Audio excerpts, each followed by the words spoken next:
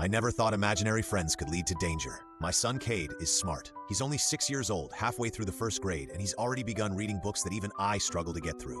He's a sharp kid, but he has some quirks. And listen, all kids have quirks. One thing I've learned as a relatively new father is that kids are weird. They talk to the walls, eat bugs, see things in the reflection that aren't there. You get the gist. Kids really do the darndest things. But recently, my son has reached a new level of oddity, one that is out of my jurisdiction as the oblivious goofball dad who still makes hot dogs for every meal.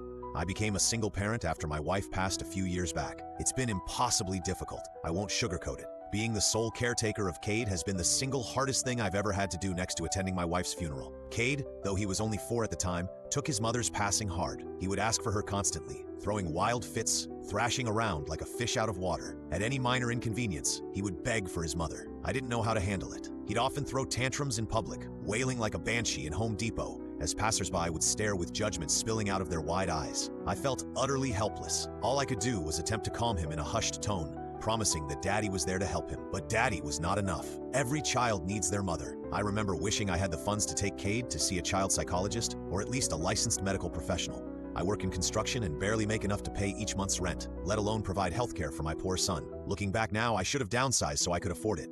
Cade's explosive fits continued until about a few months ago. These tantrums would occur every other day, if not daily. Then suddenly they dwindled to once a week. Then after another month, none at all. I was relieved, to say the least. It was a weight off my chest to avoid the pointed glares from strangers on the street as I'd haul a hysterical Cade into the car, practicing the patience I didn't know I had until fatherhood. But once Cade's meltdown ceased, a new issue presented itself, one that scared me far more than any tantrum I've seen him throw: imaginary friends. I know what you're thinking. Every kid has imaginary friends. And you're right, but Cade's imaginary friends were a little bit different. He called them the audience. It began one night during dinner when I had the bright idea to saute some spinach alongside boiling the usual hot dogs in hopes Cade would get his greens in somehow.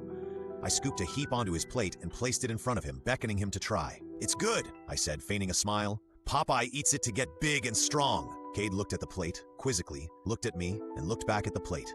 He sat there for a while, staring the spinach down as if were the innards of an alien creature. He looked at me again as if I might be crazy, then pushed the plate away. "No thank you, Cade," I said warningly, my dad voice making an appearance. "You have to at least try it." Cade made a humming noise as if pondering this deeply and began to stroke his chin. "I'm not sure," he had said finally. "Let me ask the audience." Cade turned to face a window next to the kitchen table. The window faced our backyard, though dusk had long since departed. The outside world was dark as doom. My son, staring out into a window of nothingness, appeared as if he were simply looking at his reflection.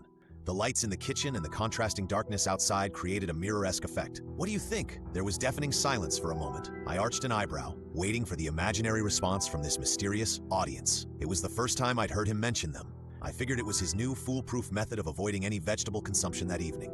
After a moment too long, Cade turned back around to face me. "They said no." I scoff and gesture to his plate once more. "I'm sure they did. Now go on, have a bite." "No, I can't. I'm not allowed," he said again. "Cade, knock it off. Please eat your spinach." "No, Daddy, they said no." I had assumed he would whine like he usually did when he didn't get his way, but this time, his tone sounded different. Desperation clung to his voice as if he were begging me to understand. I dropped it. I was too tired to fight him. He went to bed with a belly full of hot dogs unaccompanied by sautéed spinach. Unfortunately, the audience wasn't as easy to get rid of as a plate of boiled hot dogs. The following week, Cade's imaginary friends made an appearance once again. I was trying to get Cade in his pajamas for bedtime. The usual routine went: pajamas, teeth brushing, bedtime story, lights out. Always the same order. But tonight was different. Cade decided to brush his teeth before changing into his pajamas. "What about PJs, buddy?" I asked him, curious about his change in routine. He had been doing this bedtime routine the same way since before my wife passed. I imagined the routine was comforting to him, reminding him of when my wife was still around, which is why it was so odd that he had decided to switch things up suddenly. "The audience told me to do it this way now," he replied with a mouthful of toothpaste froth. There they were, again, the audience. A sudden curiosity crept into my mind. Why? Cade glanced at his open bedroom window quickly. "I don't know. They just did." A sudden chill ran down my spine. I hadn't remembered those curtains being opened. Curtains are always closed before bedtime routine. I walked to the window and pulled them shut. After story time, when it was time for lights out, Cade refused to let me touch the light switch. "Dad, the audience wants the lights on." Cade cupped his tiny hands over the switch against his bedroom wall, creating a makeshift barrier, refusing to budge. I rolled my eyes. "Nice try, Cade. But the audience doesn't get to decide the rules." Fear flashed on Cade's face as he snapped his head to look at me wide-eyed. "Don't say that, Daddy." His calm tone was eerie, and I took a step backward. "Cade, please. You can't stay up all night just because the audience told you to." "Yes, I can." Cade responded, his voice low. He was staring at the window, curtains closed and all. At this point, I was thoroughly unnerved, if I'm being honest. Something in my gut was telling me these imaginary friends were not very friendly. Not just an excuse to get out of vegetable eating, but an excuse for Cade to be up to no good. Even still, I had paternal duties to attend to. Well, tell the audience to say goodnight. I scooped Cade into my arms, despite his pleas and tiny fists of rage. I placed him gently on his bed and made my way towards his bedroom door, flicking the light switch off, signaling he had no choice in the matter. The lights in Cade's room remained on. I stopped in my tracks, spinning around, trying the switch once, twice, 3 times again. The lights didn't turn off. The switch must have been broken somehow, I thought. Despite my rational explanation for the phenomenon, the panic that began to bubble in my chest did not subside. You're sleeping with me tonight. The next morning, the light switch started working again, and I was able to exhale the breath I hadn't realized I had been holding. But that feeling of relief didn't last long, as the week that followed was filled with even more peculiar coincidences. I say peculiar, but I think a more suited adjective would be horrifying. On Friday, Cade said the audience doesn't want him to go to school. I get a flat tire on my way to drop him off. On Monday, Cade says the audience doesn't like Jacob because he hogs the soccer ball during recess.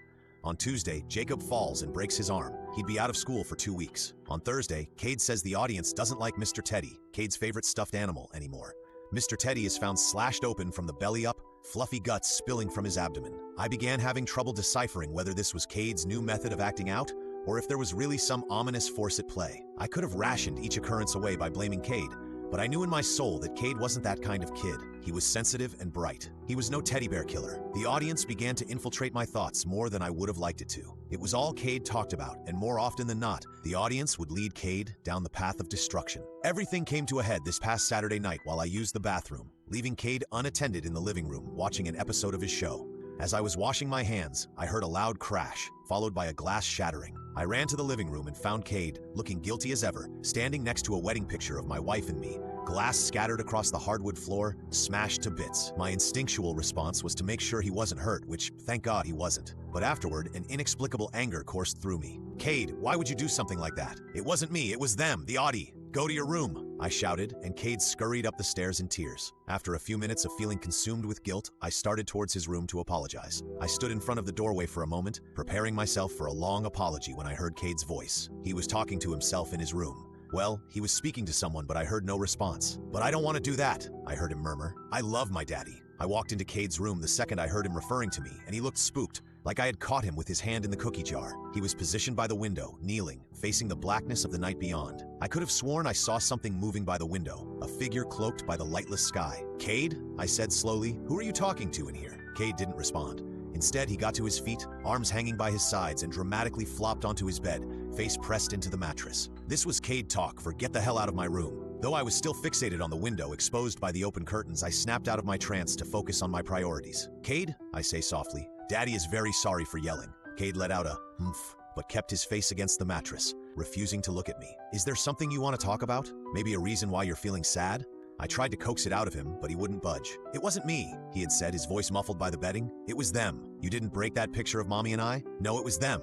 His voice cracked, and he lifted his face, tears spilling down his cheeks. They're everywhere, Daddy. I don't like them anymore. Who, Cade? Who is everywhere? Cade was practically choking on his sobs now. The audience. They told me that you don't like me anymore because Mommy died. They told me Mommy got sick and lost all her hair, and now she's in the ground. My chest seized up. Cade, who told you that? I had never told him his mother had gotten cancer. I rarely ever speak of her passing, for that matter. My wife and I had purposely sheltered him from the very end of her life, only allowing the happy memories to seep through the cracks of his memory. They did. They told me to open all the curtains so they could get you, Daddy. As much as I hate to admit it, at that moment, I was terrified. I felt my heart rate spike as I watched my son, dripping in saliva and salty tears, imagining phantom arms reaching through the windowsills and dragging us into a never-ending nothingness. Sweetheart, I take a deep breath, attempting to steady my voice. There's no such thing as the audience. They're imaginary. They're not going to get either of us. You're safe and sound here with me. I pulled him into a hug, squeezing him tightly as if to show this audience they were not taking away my Cade.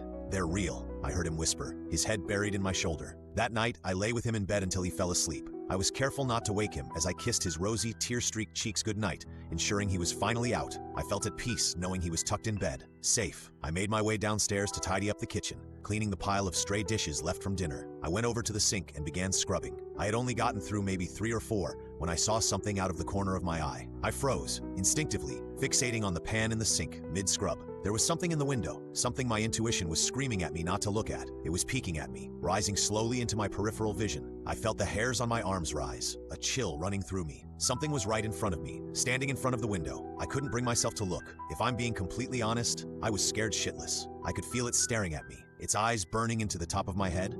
I was afraid that if I acknowledged it, it would truly and entirely exist. In my motionless trance, I felt them begin to appear. They were all around me, their presences, one by one, being made known in front of every window of the house. This was their debut. I could feel each one in my bones, peering at first, then slowly rising in front of each open window in our home until they had reached their full length. Then they were all around me, staring at me through a thin sheet of glass. It was only a matter of time. I couldn't move. Aside from my shaking hands still clutching that bubble-soaked pan in the kitchen sink, all I could think about was my son. Cade was still upstairs. I couldn't abandon him. These things had been tormenting him for weeks, and now was my chance to put a stop to it, to protect him. I knew I had only one option at this point. I sprang into action, launching myself from the kitchen sink and racing to my son's room. I saw them in the windows. They didn't move, didn't even flinch, as I bounded up the stairs. They were colorless blurs as I ran past them, realizing then, and only then, that my house had far too many windows. I could make out some of their features, and honestly, I wish I hadn't. Their eyes bulged unnaturally, so wide you could see the whites of them from top to bottom, and their mouths gaped open like the Scream painting, far too wide for any human caliber, as if they had unhinged their jaws. Their skin was moist and pale and hairless, with swollen heads and skinny necks, bone-thin bodies, gawking at me with that fixed expression, as if they were enthralled, captivated by the show. But there were no screams, none except for my own, of course. No sounds besides the thumping of my heart as it hammered into my chest. I nearly tore Cade's door off of his hinges, finding him sleeping peacefully in bed. That's where we've been for the past few hours, hiding under his covers, waiting for this nightmare to end if it ever does. All I know is this: if your kid ever tells you they're talking to the audience, run.